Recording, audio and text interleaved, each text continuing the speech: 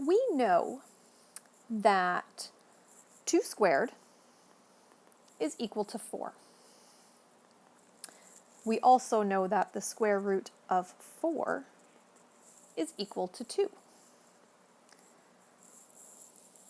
This can also be written as 4 to the exponent 1/2. So therefore, 4 to the exponent 1/2 is equal to the square root of 4. And how does this relate? The 2 in the denominator of the exponent is actually equal to the index. And the base of our power is equal to the radicand.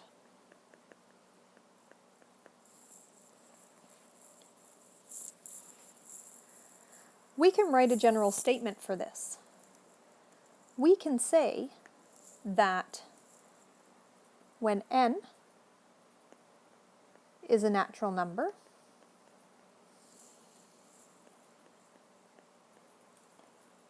and when x is a rational number,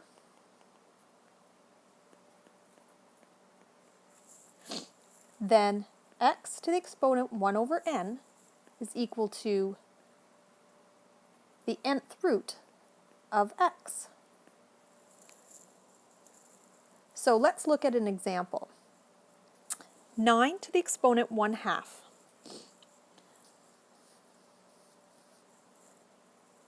What does that equal?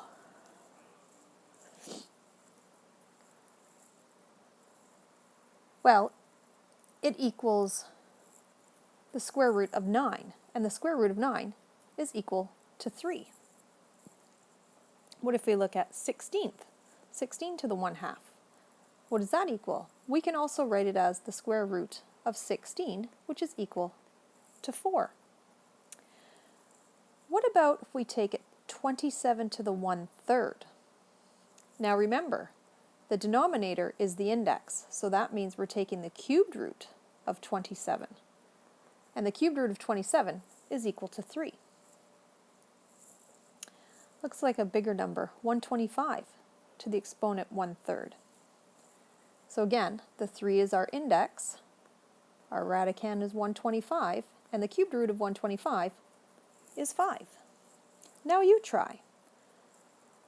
Try negative 64 to the 1/3, 4/9 to the 1/2, and 0.49 to the 1/2. Pause the video and come back for the answers. Welcome back. You should have gotten, for A, negative 4. For B, you should have gotten 2/3. And for C, you should have gotten 0.7. You know from previous experience that there's an addition exponent law. And the addition exponent law states, if we use our example of 5 to the 1/2 times 5 to the 1/2, it means that it's 5 to the 1/2 plus 1/2, all exponents. And 1/2 plus 1/2 is equal to 1, so that means it equals 1. So the exponent law states that when we multiply numbers with exponents and they have the same base, we add the exponents together.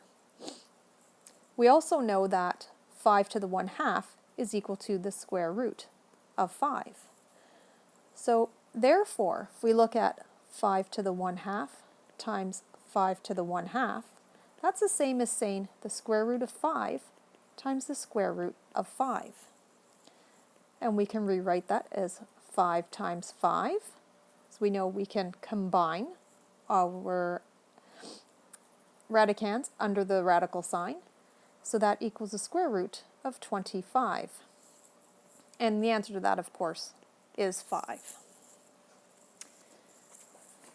Now, what happens if the numerator of the exponent is something other than 1?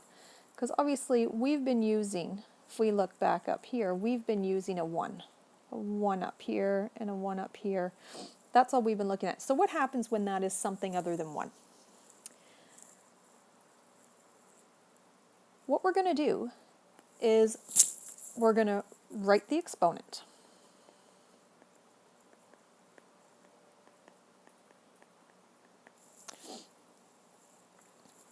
Say we'll take 2/5, and we're going to write it as 1/5 times, 1/5, let's just fix that, 1/5 times 2.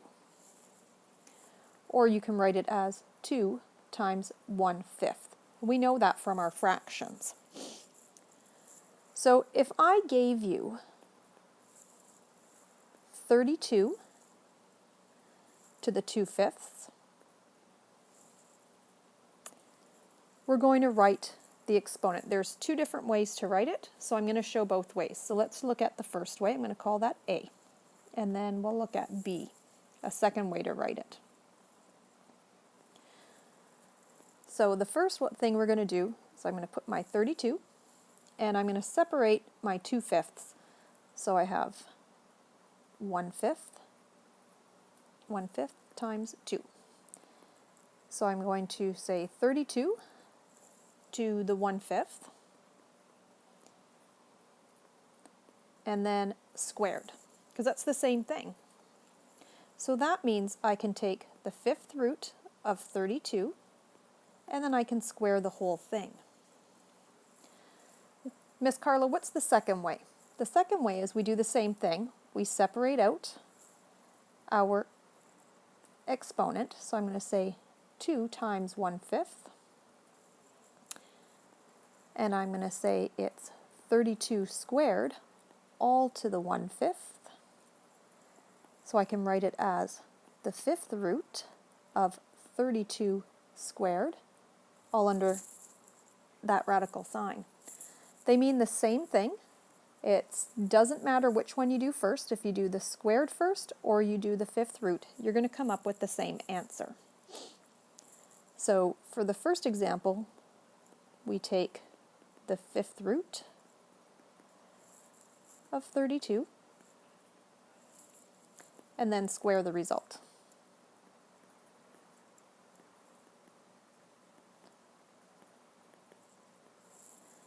So 32 to the 2/5 is equal to 2 squared. So I took the 5th root, 32, which is 2, and square it, which is equal to 4. So from the second way of doing it, and they're both correct, I'm going to square 32, then take the 5th root.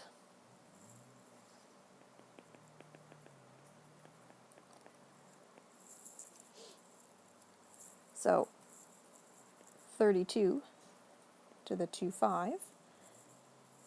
So I'm going to take 5th root of 32 squared, which is the 5th root of 1024, and I get 4. It's the same answer. So it doesn't matter which order you do your operations in. If you do the squaring or whatever the numerator number is first, and then take the root, it's up to you. We can write this in general terms, and the general term would be, and again, x equals a rational number, and m and m are both natural numbers.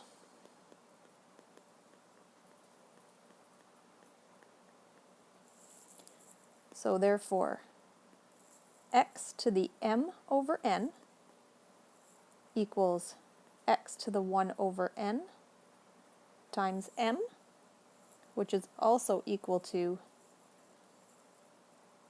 the nth root of x, all to the m, and, this is the big and, x to the m over n is equal to x to the exponent m all to the 1 over nth exponent, which is equal to the nth root of x to the m.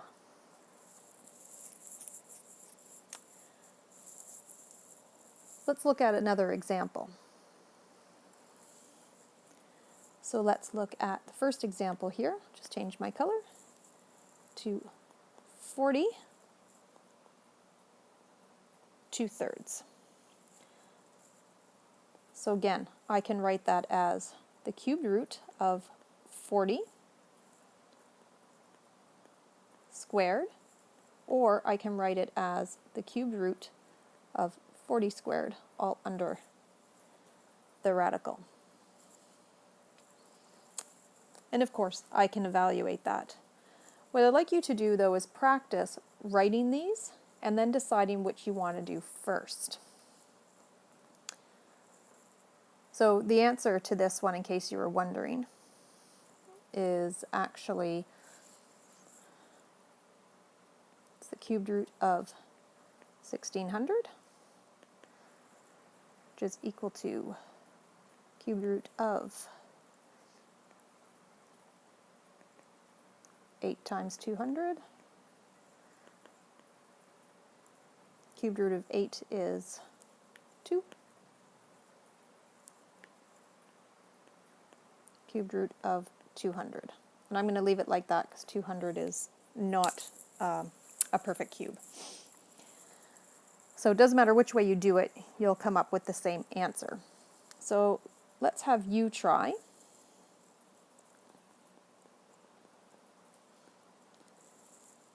(26) to the 2/5. And the second one is 64 to the 2/3. And the third one, 0.1. Oh, this one I'll do with you last. So go ahead and try those. Just write them in the two different ways. So either is this way or in this way, and come back for the answer. Welcome back. So of course we can write a as the 5th root of 26 squared, or you can write it as the 5th root of 26 and square the whole thing. And with b, you can write it as the cubed root of 64, and I'll change it up a bit, square the whole thing, or the cubed root of 64 squared, all under the radical sign.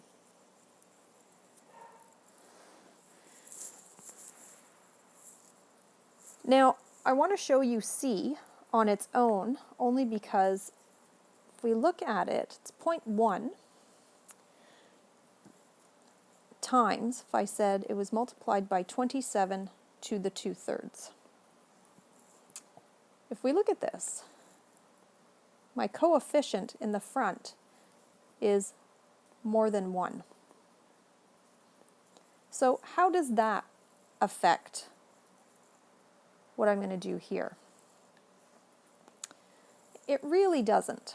So I'm going to keep my 0.1 and I'm going to multiply it by what I'm going to do with 27 to the 2/3, which I know is the cubed root of 27.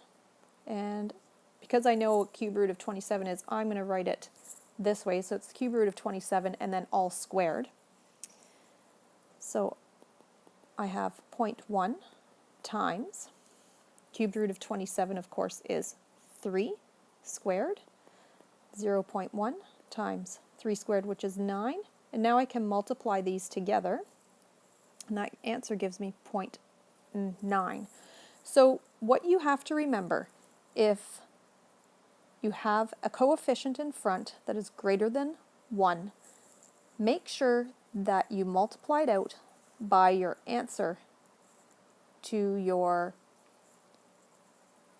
exponent, the variable with the exponent. So here my variable was 27.